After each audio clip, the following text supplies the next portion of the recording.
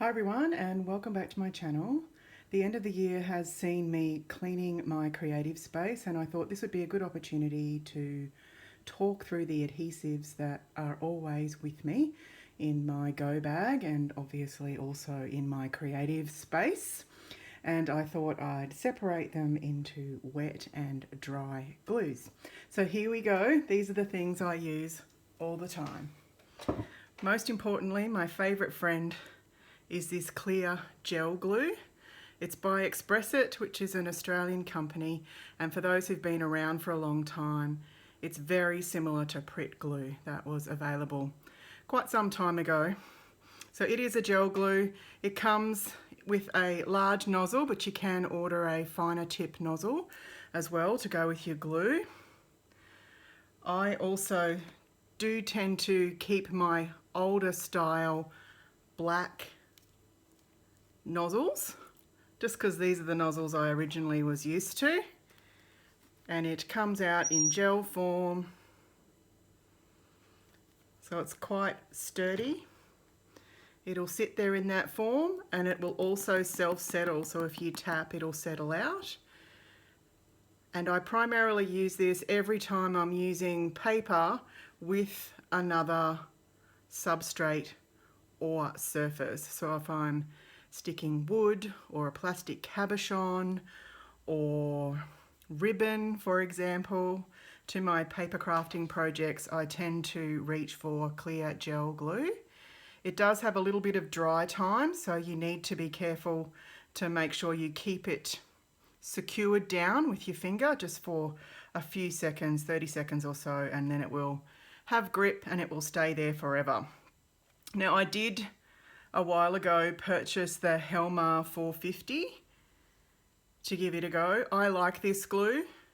It is very stringy, so those of you who've not used this before, you need to be ready for that. So it is also a gel type glue. It is much faster drying than the Expressit gel glue. So I keep this in my stash and I'll use it until it's empty. But I do prefer this gel glue because the stringiness of the Helmar tends to play with my equilibrium from time to time. But I reach for this when I want something that is a gel glue quality, but it dries a little bit quicker. And then I also keep a paper glue on hand at all times. So these glues will stick paper and card and lightweight embellishments, but I primarily just use them for paper glues. Now, until recently, I used a Super Tack glue, also by Helmar, and I used it in a fine liner so that I had a fine tip. So these are just readily available liner bottles, and it comes out in a fine tip.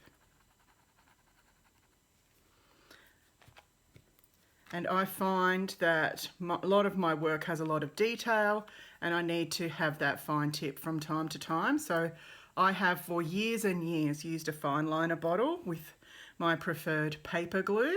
And then recently I was introduced to this all-purpose art glue by Couture Creations, which is an Australian company. It's non-toxic and acid-free, which is what I look for in all of my creative products. And it comes in this tiny little bottle, 60 mils, and it has a fine tip nozzle on there. So similar to the fine liner, it comes out of the plastic tip quite fine, and you can also dot it as you can do with the fine liner along what you're doing. If you want an even finer tip, you can buy a precision nozzle. I have tried this with the precision nozzle and it works a treat. It's really lovely. It's just you do have to put the pin back in the nozzle when you're finished so that it doesn't dry out. And I find it's much easier just to put the nozzle back on the top, the lid back on top of the nozzle. And for most of the work that I do, this line is well and truly small enough, but if I need to get into precision work, I'll add that tip back on. The best thing about this bottle is that it's small enough for me to use every day with my very weak wrists. And you can buy bigger bottles. You can buy this 240ml bottle to refill your smaller bottle, or to use it as it is. And you can also buy bigger and in between bottles. So this is a great option. I found it works fantastically. All sorts of paper to chipboard, and I have from time to time used it with those other types of embellishments. It does secure well. I just think if you want something to stand the test of time and it's quite heavy, I would be going for the clear gel glue, particularly if it's metal or plastic. And then there is this trusty Yoo-Hoo stick. I still carry a everyday glue stick around with me everywhere I go. Sometimes you just need that piece of paper stuck down, you want limited drying time, and it's a simple piece of paper into a junk journal, for example. And I always carry that type of glue stick. I don't buy the cheap versions. I always buy the high quality Yoo-Hoo or similar glue sticks, and they work beautifully for me. All right, and then if we move on now to dry adhesives, I also carry around a stack of dry adhesives. I do keep my round adhesives in a little container like this just to stop the dirt getting on them, but I also just throw them in my go bag all the time. So my dry adhesive of choice is also from Expressit. This is an Australian company and I've always loved their products. They are readily available to us in Australia and across the world, and they come in varying thicknesses. So this is simple double-sided tape, and it comes in all sorts of widths. So I've got a 6 and a 12mm width, and you can go up to much wider widths with this as well.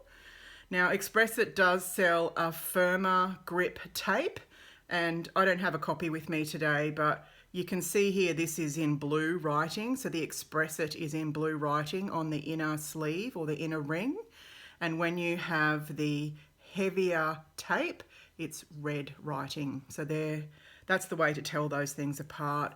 The most wonderful thing about Expressit is it rips like a dream and it goes on like a dream. And as you always get with the higher quality tapes, the transfer tape comes off really easily. So if you're one to like the speed of removing transfer tape and not to have to hassle around with trying to find where to pick it off, I highly recommend buying a good quality tape, because it is the transfer tape that's quite often the quality piece in those tapes. And then also, apart from carrying around in different widths, I also carry a foam tape on a roll. I prefer a foam tape on a roll. You can cut it off to the lengths that you like. I slice this tape in all sorts of widths as well. I just use Teflon based scissors so that there's no sticking, and I go through these rolls like there's no tomorrow. But once again, with this particular tape, it does rip. I don't normally rip it because I like a cut edge, but once again, it's the ease of that transfer tape coming off that I really love about the Expressit product.